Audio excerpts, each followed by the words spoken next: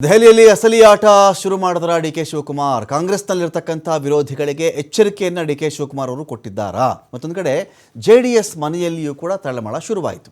ಈಗ ಇಲ್ಲಿ ಕಾಂಗ್ರೆಸ್ನಲ್ಲೇ ಒಂದಷ್ಟು ಗುಂಪುಗಳ ನಡುವೆ ಈ ಥರದೊಂದಷ್ಟು ಮೀಟಿಂಗ್ಗಳು ನಡೀತಾ ಇತ್ತು. ಇದಕ್ಕೆ ಒಂದು ಕಡೆ ಬ್ರೇಕನ್ನು ಎಳೆದ್ರು. ಈ ಥರ ಗುಂಪುಗಾರಿಕೆ ಮಾಡೋದಾದರೆ ನಿಮಗೆ ಅಲ್ಲ ನನಗೂ ಬರುತ್ತೆ ರಾಜಕಾರಣ, ನಾನು ರಾಜಕಾರಣ ಕಲ್ತ್ಕೊಂಡೇ ಬಂದಿರತಕ್ಕಂಥವನು ಅಂತ ಹೇಳಿ ಜೆಡಿಎಸ್ ಶಾಸಕರಿಗೆ ಗಾಳ ಹಾಕಿದ್ರೆ ಆಗಾಗ ಈ ಥರದ ಮಾತು ಕೇಳಿ ಬರ್ತಾ ಇತ್ತು. ಜೆಡಿಎಸ್ ಅಲ್ಲಿರ್ತಕ್ಕಂಥ ಆಗ 19 ಈಗ 18 ಶಾಸಕರಲ್ಲಿ 10-12 ಶಾಸಕರು ನಮ್ಮ ಸಂಪರ್ಕದಲ್ಲಿ ಇದ್ದಾರೆ ಅಂತ ಹೇಳಿ ಕಾಂಗ್ರೆಸ್ ಅನೇಕ ನಾಯಕರು ಮಾತಾಡ್ತಾ ಇದ್ದರು. ಇವತ್ತು ಅದಕ್ಕೆ ಪೂರಕವಾಗಿಯೋ ಅದಕ್ಕೆ ತಾಳಮೇಳದ ರೀತಿಯಲ್ಲಿಯೋ ಒಂದು ಕಡೆ ಬಂಡೆಪ್ಪ ಕಾಶೆಂಪೂರ್, ಒಂದು ಕಡೆ ಸಾರಾ ಮಹೇಶ್, ಕುಮಾರಸ್ವಾಮಿ ಅವರಿಗೆ ಒಬ್ಬರು ಎಡಗೈ ಆದರೆ ಒಬ್ಬರು ಬಲಗೈ, ಆ ಥರ ಬಂಟ್ರು ಇವರಿಬ್ಬರು ಕೂಡ. ಅಂತಹ ನಾಯಕರೊಂದಿಗೇ ದೆಹಲಿಯಲ್ಲಿ ಅದು ಕೂಡ ಒಂಥರ ಸೌಹಾರ್ದಯುತವಾಗಿ ಲೋಕಾಭಿರಾಮವಾಗಿ ಡಿ ಕೆ ಶಿವಕುಮಾರ್ ಅವರು ಮಾತಾಡಿಬಿಟ್ಟಿದ್ದಾರೆ.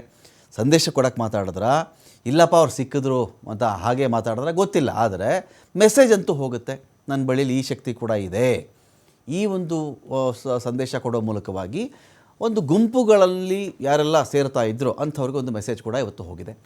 ದೆಹಲಿಯಲ್ಲಿ ಡಿ ಕೆ ಶಿವಕುಮಾರ್ ಹಾಗಾದರೆ ತಂತ್ರ ಮಾಡ್ತಾ ಇದ್ದಾರಾ? ಕಾಂಗ್ರೆಸ್ ನಾಯಕರು ಕೈ ಬಿಟ್ಟುಬಿಟ್ರೆ ಡಿ ಕೆ ಶಿ ಅವ್ರಿಗಿರ್ತಕ್ಕಂಥ ಬಲ ಏನು? ಕಾಂಗ್ರೆಸ್ನಲ್ಲಿ ಬಣರಾಜಕೀಯ ಅಂತ ಮಾತುಗಳು ಕೇಳಿ ಬರ್ತಾ ಇದೆ. ಡಿ ಕೆ ಶಿ ತಮ್ಮ ಗುಂಪನ್ನು ಸ್ಟ್ರಾಂಗ್ ಮಾಡಿಕೊಳ್ಳುವ ಸಲುವಾಗಿಯೂ ಕೂಡ ಹೆಜ್ಜೆ ಇಟ್ಟುಬಿಟ್ಟಿದ್ದಾರಾ? ಎಲ್ಲರೂ ಗುಂಪು ಮಾಡ್ತಾ ಇದ್ದಾಗ ನಾನೇಕೊಂದು ಗುಂಪು ಮಾಡಬಾರ್ದು, ಈ ಆಪ್ಷನ್ ನನಗೂ ಇದೆ, ಬರೀ ಇವರೊಬ್ಬರಿಗೆ ಅಲ್ಲ. ನಾನು ಡಿನ್ನರ್ ಕರೆದ್ರೆ ಜನ ಬರಲ್ವಾ? ನಾನು ರಾತ್ರಿ ಊಟಕ್ಕೆ ಬಂದ್ರಪ್ಪ ಅಂತ ಕರೆದ್ರೆ ಬರಲ್ವಾ? ಬರ್ತಾರೆ. ಹಾಗಾಗಿ ಇಂಥ ಟೈಮಲ್ಲಿ ಅವರವರು ಶಕ್ತಿ ಪ್ರದರ್ಶನ ಮಾಡ್ಕೊಳ್ಳೋದಲ್ಲ, ಪಕ್ಷ ಒಗ್ಗಟ್ಟಾಗಿರಬೇಕು ಅಂತ ಸಂದೇಶ ಸಾರಿರಬಹುದು ಡಿ ಕೆ ಶಿವಕುಮಾರ್ ಅವರು. ಇದೀಗ ಜೆ ಡಿ ಎಸ್ ನಾಯಕರನ್ನು ಸೆಳೆದು ಬೇಕಾದರೆ ತಮ್ಮ ಬಳಗವನ್ನು ಗಟ್ಟಿ ಮಾಡಿಕೊಳ್ಳೋ ಪ್ಲಾನ್ ಕೂಡ ಡಿ ಕೆ ಶಿ ಬಳಿ ಇರಬಹುದು.